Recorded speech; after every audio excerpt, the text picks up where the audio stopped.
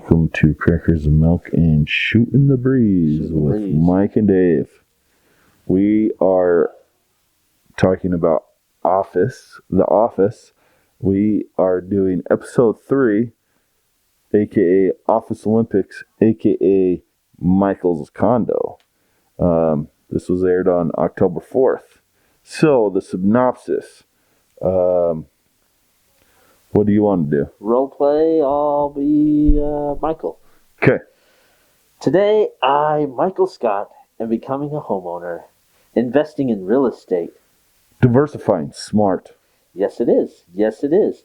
It is very important to own property. Back in olden days, they would not even let you vote unless you owned property, and they'd throw you in the stocks and humiliate you. And it worked. They should bring the stocks back. People would obey the law. There'd be less troublemakers. Maybe. I love it. So funny. It's perfect. Dwight's So character. funny. So perfect. Yeah. I mean, okay, he loves the law, right? He loves the law. He because he's a volunteer sheriff, right? Yeah. He's one of those. He would be an anti-vaxxer, right? Because he's against it in one of the episodes. In one of the episodes, they're like, "No, you should sneeze on me." You should sneeze. And then everybody sneezed on him. Yeah, and they're like sneezing in his coffee and on his sandwich. You're like you can be like.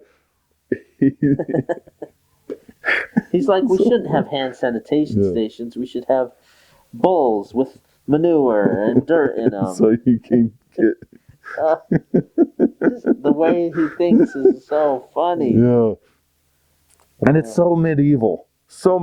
And so it kind of fits the medieval theme of Dwight Schrute, period. Yeah. Like he loves that medieval era and all that stuff. So it's really funny with him, how they wrote him. So let's role play the second part. Okay. Which is, so they're out doing the condo or buying the house. Yeah. While everyone else is staying and playing games, basically. Yeah. So let's see. You be Jim, and I'll be Kevin. This scented candle, which I found in the men's bathroom, room, represents the eternal burning of competition or something. It smells like cookies. Yes, it does. Yes, it does, my friend. Okay, we will be competing for gold, silver, and bronze yogurt lids. This episode, I really love. Yeah, I really love it. This one was... I think you get to see Jim's not big personality, but his personality. You get to see who Jim really is. Yeah. And where he dies of boredom, and then Pam has to revive him. And then they play a game of shooting. Yeah, they're shooting crap into Dwight's coffee mug. Yeah. Which is hilarious. And then, because of that one thing, it sparks finding out what others do. I love it when he goes to Oscar's desk and he's like, wait, what is this, a scoreboard? Yeah. And then he pushes up, this is called, and Kevin's like, who says it? Oscar? He goes, this kick flip football thing. Yeah, what's this kick flip? Because it's like I think we've played that. Have you played that? Yeah, it's like a field goal or something like that, You fold up a little paper into a triangle, flip it. And so that's what they do or whatever, something like that. Yeah. And it's kind of like on Avengers Endgame, where Stark and whatever her name is, the redhead? Nebula, something, where she they play that, and that's what it was, but they call it hate ball. Why is it hate ball? Oh, because of how much Angela hates it. Hate ball! And then Kevin's thing of stuffing as many M&Ms. Only you play that one. Only you play that one, Kevin. Stuffing M&Ms into his mouth. How many can get in there? So great. So they play games while Michael and Dwight are out. And I love that Dwight's like, oh, so you're going to take personal day. Yeah, well, yes. Oh, He's like, well, it's personal because it has to do with my job, which allows me to do business. Right. So I said, can I come? Sure. And he's like, can I be your representative? You could be my, what is he? Associate. That's right. Same thing. Same thing. No, it's not. No, it's not. Dwight, although Dwight is, he's intelligent. He is. He gets it, man. Yeah. And I love it when he goes there and he's inspecting walls and Michael's like, I'm gonna hang my plasma screen TV right here, and he's like, oh no, these walls are thin. Somebody might throw their wife through the and break your TV, and he's like, well, I'll get a warranty. A warranty won't cover that. And then we see his plasma screen TV in season 3, and it's this 10 inch. Oh, see, it pops out, and it's just like, it moves like an inch. That episode, all-time favorite. Dinner party. All-time favorite. I love that. And I think the great thing with Dwight is Michael buying something big, you needing that somebody to bounce ideas off. Yeah. Like, Dwight is smart. Yeah. You could see that. You could see that in all of his episodes that he is really smart. But Michael didn't take advantage of bouncing ideas off of him and asking him, talking to him. But it helped, even though Dwight was raising the panic in Michael. Yep. It helped Michael so much to be like, wait. What am I doing? No. Yeah, what am I doing? Yeah. And then getting a better grip of it. It's like, yeah, I made a good choice here. This is right. I'm happy I made this choice. Yeah. So yeah, it was that good thing when you need somebody to make a big purchase. And I love Dwight's talking head of at Michael's age, he's basically buying his own coffin. If I were buying my own coffin, I'd get one with thicker walls. So I don't have to hear the other dead people or something. That's right, so I don't have to hear the other dead people. Oh, Dwight. He's smart, but so dumb. It's so perfect. But that also plays in the part of where him and Jim are walking into someplace. I think a wedding. Oh yeah, that's right. And says we need a good plague. Yep. And you're just like, yep, that's the white. That's the white. That's the white. And I love it, because he's walking around the house and he's like, "Oh look, carpenter ants." You know, it's like, oh my goodness. God, And then Michael has to go out and start breathing super heavy, oh my gosh, what am I doing? What? And then he's like, okay, sign the papers. And she's like, all right, it's a 30 over 10. And he's like, no, you said it was 10 years. Yeah, 30 year, 10 year fixed. So 30 years total. And then I really enjoyed when you meet Michael's realtor, but in real life, that's his wife. Yeah. And it's a small reoccurring role, not too big, but just small. And what's also funny is when they come walking in and he's doing that Bill joke, whatever. I didn't get it because he said SNL, but then Mr. Bill, and then they say, "Oh, gay friendly, all lifestyles gay friendly," and him and Dwight are like, cool. That's cool. Yeah. Hey, let's check out the master bedroom. That's right. That's exactly right. Oh, freak. Why did you have to... Oh. And then, when Jim comes and says, hey, good job on getting their condo, and he's like, yeah, it's pretty good. It's nice. Gay friendly. He's like, nice. Nice. That's good. Oh. Well, I'm going to name off some of our Olympics. So they go and play games, right? Uh-huh. We got hate ball. We talked about that. Yeah. M&M's in the mouth. Uh-huh. Dunderball. Okay, Dunderball.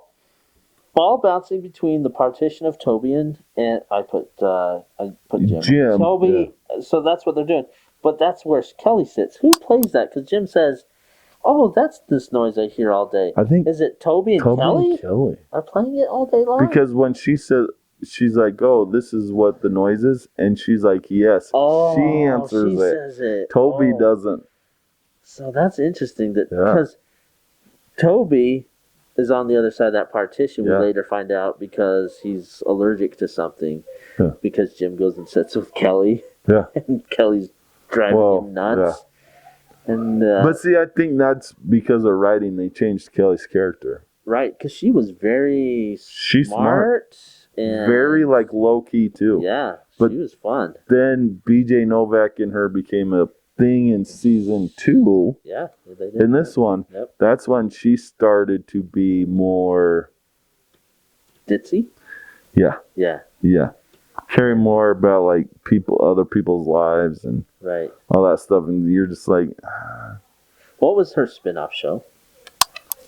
It wasn't necessarily spin-off. It was well, okay, not spin-off. Yeah, but she did her own show. thing. Yeah, I can't remember what it's called. She played a physician, right?